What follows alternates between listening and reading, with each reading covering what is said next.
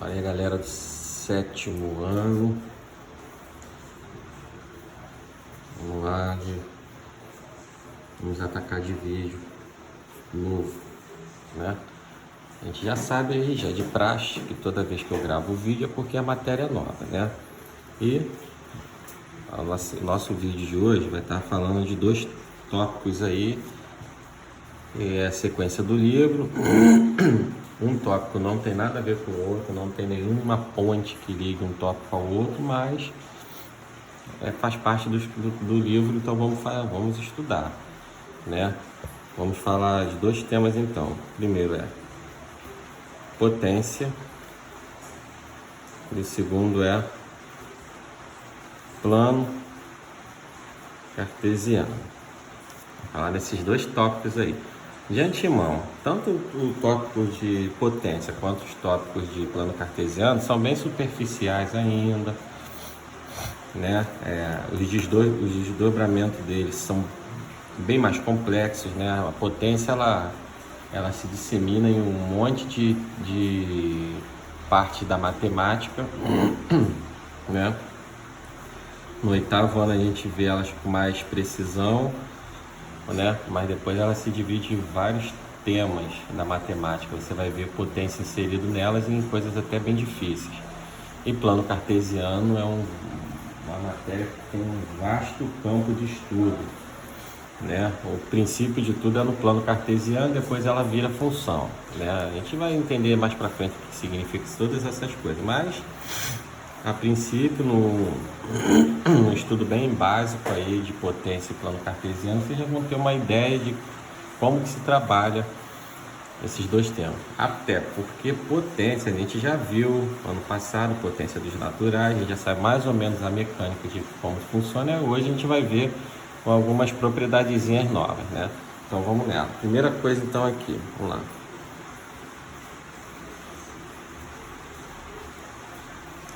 Potência de base negativa. A primeira delas é a potência de base negativa. A gente já sabe que uma potência ela funciona da seguinte forma. Vou abrir uma aba aqui. A potência em si ela funciona da seguinte forma. Eu tenho uma base elevada a um expoente. Isso aqui me dá o meu resultado final. Esse conjunto da obra aqui é a nossa potência. Lembrando que o A é a nossa base, o nosso B é o expoente, né? Um exemplo, 2 elevado à terceira. 2 é a nossa base, que é o A, olha lá, na mesma posição, e B é o nosso 3 aqui, que é o expoente. Só que uma lembrança rápida aqui, como é que funciona uma potência dessa aqui? O expoente, ele mostra para a base quantas vezes a base se repetirá numa multiplicação por ela mesma. Então, se o meu expoente aqui é 3, ele está dizendo assim, ó, a base, você vai ser colocado numa multiplicação 3 vezes. Então, eu vou ter o 2 vezes 2 vezes 2. Olha lá. O 3 aqui significa a quantidade de vezes que a base repetiu. Eu não estou falando de 2 vezes 3, eu estou falando de 2 à terceira. Tanto que o meu resultado aqui vai dar 8, né? 2 vezes 2, 4, e 4 vezes 2, 8. Isso aqui, ó, que 2 à terceira é a mesma coisa que 2 vezes 3. Isso aqui está errado. Por quê? Eu não estou multiplicando 2 vezes 3. Eu estou repetindo a minha base numa multiplicação por si mesmo 3 vezes. Ok? Então, voltando para cá, é a mesma lógica dali, só que agora eu estou falando de uma base negativa. O que acontece? Eu tenho dois pontos a analisar. Quando a minha base é negativa e o expoente é par. E quando o meu expoente é ímpar. Eu tenho essas duas vertentes. O que acontece nesse caso aqui? Vamos para aqui. É muito fácil. Quando a minha base é negativa e meu expoente é par, meu resultado final ele já caracteriza-se positivo. Então, no caso, eu tenho aqui, ó, menos 5 elevado a 2. Olha lá, uma base negativa e um expoente par. Isso aqui é a mesma coisa que menos 5 vezes menos 5. Menos com menos dá mais. 5 vezes 5, 25. Essa é a lógica de uma potência de base negativa e com expoente par. Né? Eu já sei, se eu não quiser fazer esse desenvolvimento central aqui, que eu não sou obrigado, tá? Eu faço por questão de segurança. Se eu não quiser pensar nesse pedaço aqui e já partir direto para o resultado, eu já parto da seguinte premissa. Quando a minha base é negativa e o expoente é par, meu resultado ele já é positivo. Seja qual for o meu expoente, 2, 4, 6, 8, 10, dependente. Meu resultado é positivo. E caso contrário, se meu expoente for ímpar, pegar a mesma base aqui, vou elevar a 3, ó. Gente, pode ser qualquer base, desde que seja negativo, eu aplico essa regra. Aqui, ó, ele vai se repetir o menos 5 aqui, ó, 3 vezes, certo?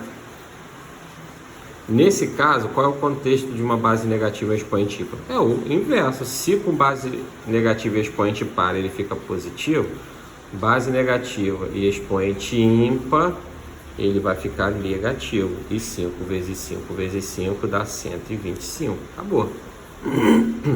Essa é a lógica. Por quê?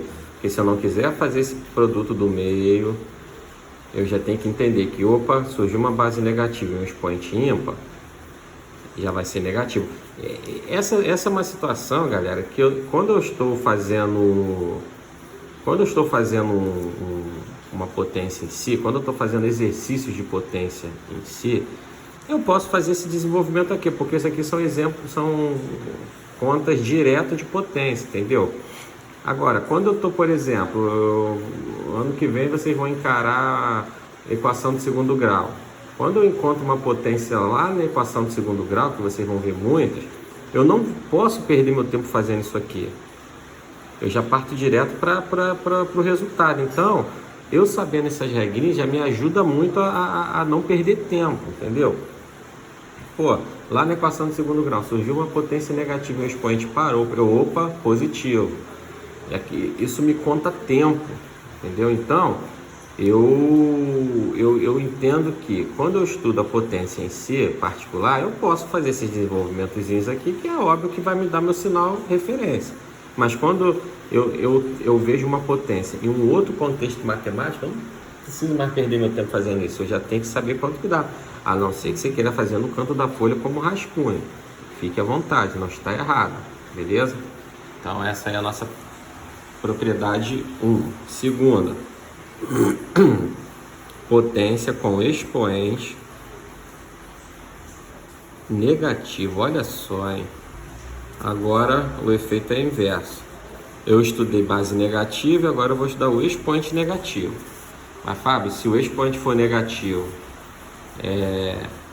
a minha base tem que ser positiva? Não, eu posso ter expoente negativo e base negativa. Você vai juntar a regra daqui com a daqui, né? Elas funcionam separadamente, mas que no final o resultado tem que ser verdadeiro perante as regras que você está trabalhando. O que acontece quando eu tenho um expoente negativo? Transformamos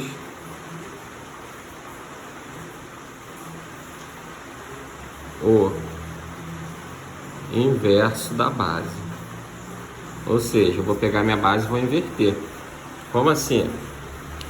Vamos pegar exemplos fáceis. Eu tenho aqui, ó, 4 elevado a menos 2.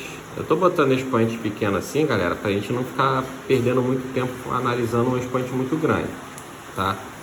Aqui, ó, meu expoente é negativo. Eu tenho que pegar a base e eu tenho que inverter. Então, como é que a gente vai fazer isso? A minha base, que é 4, ela vai virar 1 sobre 4, ó, invertido. Ué, pai, mas de onde saiu esse 1 aqui? É como se eu imaginasse 1 aqui no denominador. Aí, inverter é você pegar aí, virar ela de cabeça para baixo. Virei, ó. O que era 4 virou 1 sobre 4. Se fosse 5, seria 1 sobre 5. Se fosse 15, seria 1 sobre 15. Se fosse 1000, seria 1 sobre 1000. E aí, a consequência disso é que meu expoente ele vira positivo. É só por isso. Porque pela teoria das potências, eu não consigo achar um resultado final se meu expoente for negativo. Ou seja, eu não consigo fazer esses desenvolvimentos aqui, ó. Base negativa pode, que você tem essa saída aqui, ó. Agora, expoente negativo eu não consigo chegar a um resultado final. Eu tenho que transformar meu expoente, que é negativo, em positivo. Aí, matematicamente, como é que a gente faz? Inversa da base. Ou, em outras palavras, eu viro ela de cabeça para baixo. 4 de cabeça para baixo é 1 sobre 4. Aí, para o meu expoente ficar pertencendo a essa base inteira, eu boto no parênteses e boto um 2 positivo lá. Ó, de negativo, inverti, ficou positivo. É 1/4 elevado a 2, então vai ser 1/4 vezes 1/4.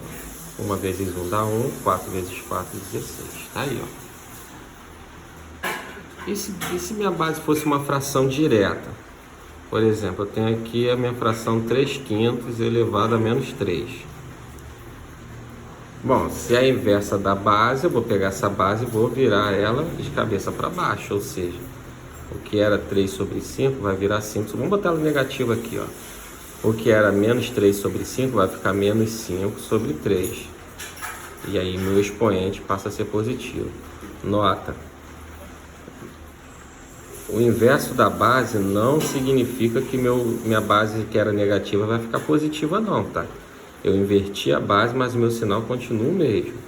O que vai inverter o sinal é do expoente. E aí eu sigo a regra, base negativa, expoente ímpar, aqui ó, base negativa, expoente ímpar, eu já sei que ele vai ficar negativo. Vou botar aqui menos, 5 a terceira, 125, 3 a terceira, 27, tá aí ó, meu resultado final é esse aí. Beleza? Vamos lá, continuando.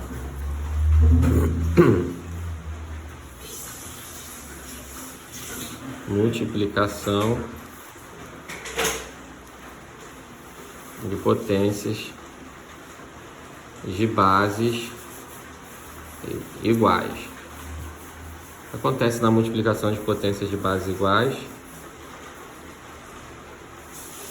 repete-se a base e, olha agora, hein, somamos os expoentes. Como é que seria isso? Um exemplo.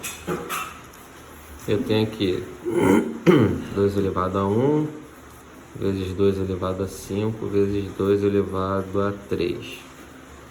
São multiplicações de potências de bases iguais. A base aqui é o 2. Então o que ele fala? A gente soma os expoentes. Então eu vou repetir a base e vou somar lá em cima. 1 mais 5 mais 3. Ou seja, 2, 1 mais 5, 6 mais 3, 9. 2 elevado a 9.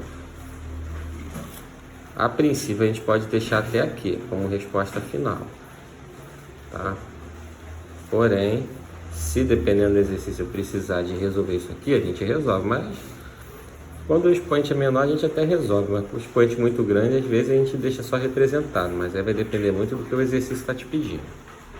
Então, essa é a nossa terceira propriedade, multiplicação de potências de base iguais. A gente simplesmente repete a base e soma lá em cima.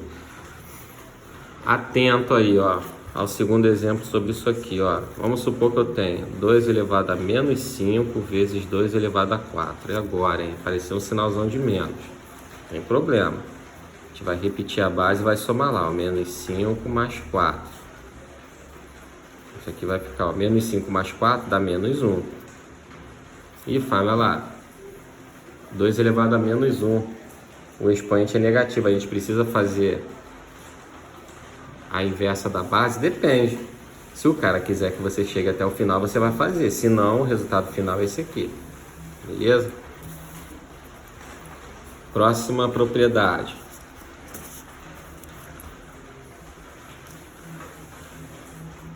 Divisão de potências de bases iguais.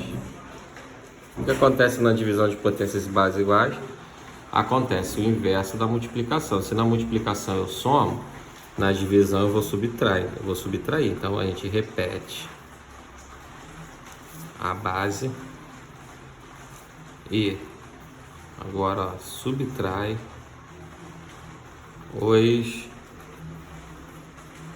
os expoentes. Tá aí. Exemplo. Eu tenho aqui, ó, 10 elevado a 4 dividido por 10 elevado a 2. A gente repete a base e subtrai. 4 menos 2 dá 2. Pode aparecer número negativo no expoente? Pode. Eu tenho outro exemplo aqui então, ó. 6 elevado a 10 dividido por 6 elevado a menos 8. Olha lá. Ele pede para fazer o que? Repete a base e subtrai, ó. 10 menos o menos 8 aqui, ó. Botei até o menos 8 aqui no parênteses para não confundir sinal. Esse é o menos da propriedade, esse é o menos do 8 aqui, ó. Não posso desfazer não. Menos com menos vai dar mais, então 10 mais 8, 6 elevado a 18. Aí. O resultado final é esse aí. Essas são as propriedades iniciais aí que farão a diferença daqui para frente. Ainda aparecerão outras, mas a princípio nós vamos estudar essas aí, beleza? Nosso próximo tópico é um tópico fácil, que é inicial, que é o nosso plano cartesiano. Plano cartesiano são duas retas ortogonais, ou seja, são duas retas perpendiculares esse ponto. Ou seja, eu faço 90 graus para cá, 90 graus para cá e para cá. Nós determinamos que a linha horizontal, teoricamente, seria o x e a linha vertical, teoricamente, seria o y. Nesse contexto aqui, nós temos aqui no centro o zero e eu caminho do zero para frente de x com números positivos. 0, 1, 2, 3. Então, vou enumerar alguns aqui, ó. 1, 2, 3, 4, 5 e isso vai para o infinito positivo. Para cá de x, ó, do zero para trás, pela lógica, né, que até porque a gente já está estudando números inteiros, são os mesmos valores, só que negativo. Então é 0, retrocedendo, menos 1, menos 2, menos 3, menos 4, menos 5, que vai para o infinito negativo. Lembrando que o mesmo espaçamento de um para o outro aqui tem que ter o mesmo tamanho do de cá, tá? É que aqui a gente não está fazendo um papel milimetrado, então fica desigual, mas a intenção é que elas, pela lógica, sejam iguais. Da mesma coisa para o y, do zero para cima são os valores positivos, então é 1, 2, 3, 4, 5. Do y, né, do zero para baixo, os negativos, menos 1, menos 2, menos 3, menos 4, menos 5. E vai para o infinito positivo para lá e para cá. Nessa determinação numérica aqui que a gente viu, vocês podem observar assim, intuitivamente que eu tenho 4 espaços, né? Um espaço aqui, esse outro espaço e esse outro espaço. Eles são chamados de quadrante. Então eu tenho o quadrante 1, eu tenho o quadrante 2, eu tenho o quadrante 3 e tenho o quadrante 4. Isso aqui vai ser fator diferencial para futuramente, tá? Então vamos lá, até aqui. Linhas perpendiculares x e y, né? Elas se encontram nesse ponto, fazendo 90 graus nos 4 ângulos aqui no fundo. Nós vemos que na linha horizontal de x, do zero para frente, são meus valores positivos e do zero para trás os negativos. No y, do zero para cima são os positivos e do zero para baixo são os negativos. Dividimos os quadrantes, quadrante 1, Q1, Q2, Q3 e Q4.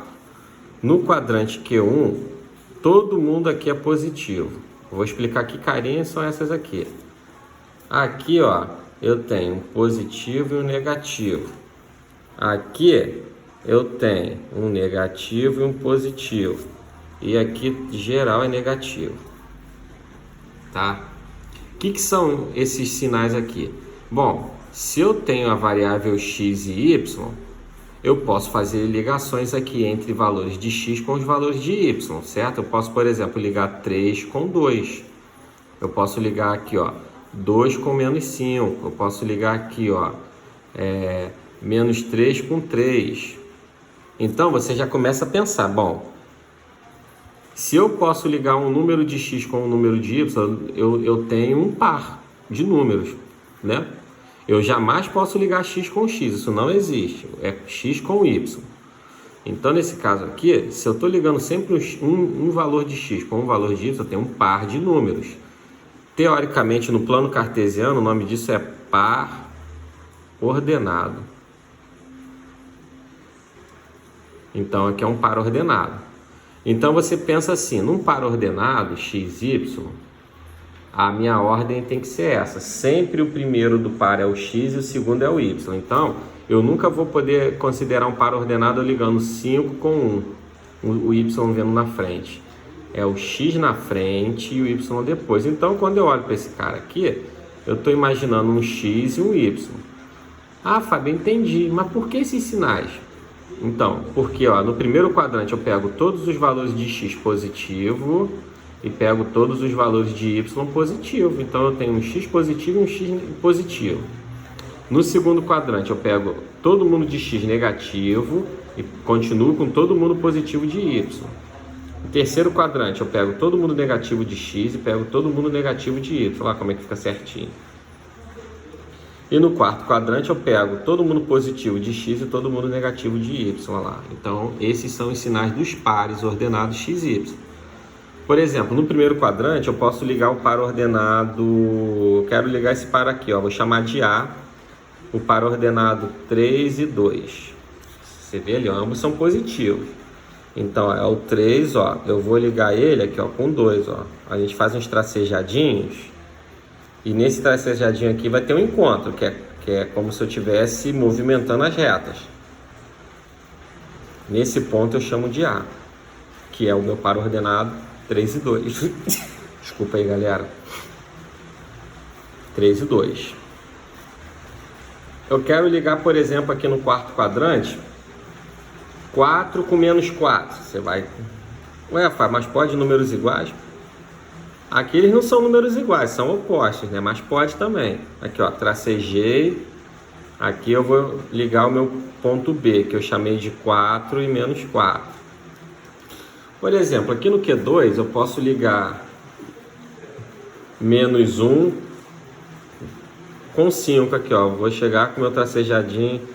Vai ficar bem pertinho lá do 5, Aqui é meu ponto, olha lá, meu ponto C. Que eu chamei de menos 1 e 5. Eu posso ligar meu ponto 0. Como é que seria o ponto 0 em x e 0 em y? Seria aqui, meu ponto C, D, desculpa. Ponto D, O ponto 0, 0. Você pode botar lá um par ordenado D. Aqui, 0, 0. É o centro. Você só vai botar o D ali. Eu posso ligar o par ordenado aqui, vou chamar de F. Um par ordenado assim, 0 e 1. 0 em x e 1 em y. O 0 está aqui e o 1 de y está aqui, Como é que eu vou ligar se ele está na mesma reta? É só botar no ponto 1, minha letrinha F lá. Quando eu ligo um par ordenado em que um dos dois seja o 0, a minha letra ela vai ficar diretamente naquele número que não é 0. O 0 é x, o 1 é y, então meu F vai ficar lá no 1 de y lá. Por exemplo, eu posso ligar também o meu par ordenado G, 3 e 0. É 3 em x, 0 em y. Como não dá para tracejar, e o 3 é diferente de 0, então no meu próprio 3 aqui eu vou botar o meu par ordenado G. Olha lá. É assim que a gente monta. Aqui, no quarto quadrante eu quero ligar meu menos 5 com menos 5 aqui, Eles são idênticos, Então posso ligar. Aqui, Sei lá, um ponto H, menos 5 e menos 5.